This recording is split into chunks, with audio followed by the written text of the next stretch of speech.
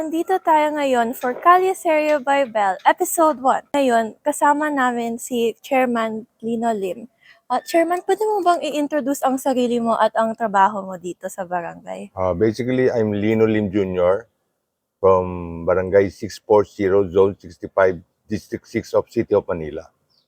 I've been chairman here for 15 years, and I was newly elected last election. So this is my second term So paano ko nagsimula dito sa trabaho mo?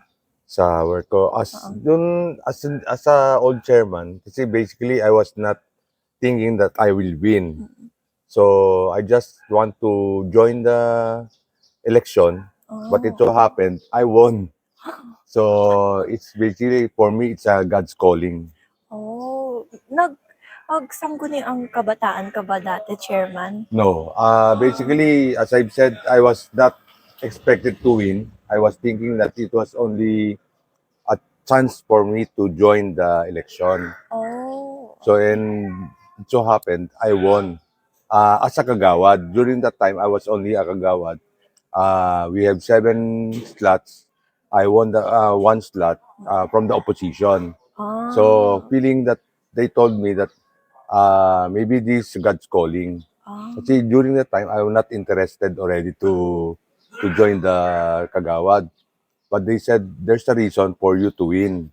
See, even if you're alone and the other kagawads are from the other side, it maybe it's a God's calling that you have to do something. Because see, our area is 80% Chinese, and I was the only Chinese that won.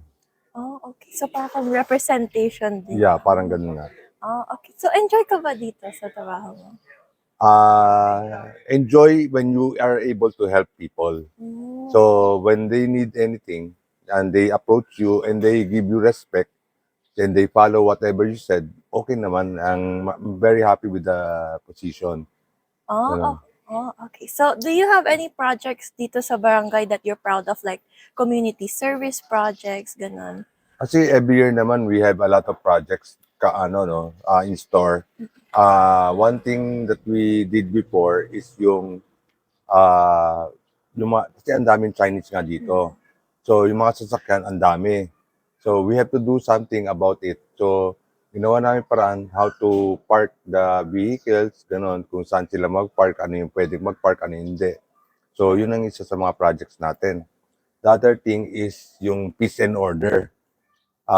Before, the chairman before is a Filipino. Hindi siya concerned masyado sa welfare ng community. Ang maganda lang, I'm proud of it is that during my time, naging tahimik yung area natin, peaceful, and a lot of people are saying na different to sa mga nangyayari before.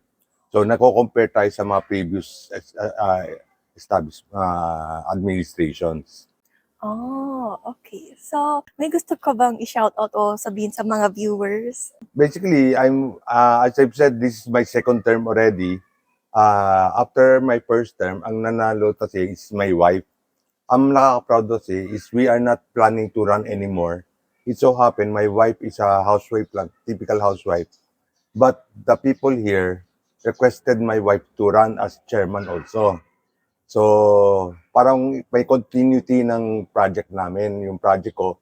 So, it so happened, parang sinasabi nila, we are happy with your administration, even if your wife is not really into politics, ikaw ang nasa politics, we still want your wife to sit as kagawad.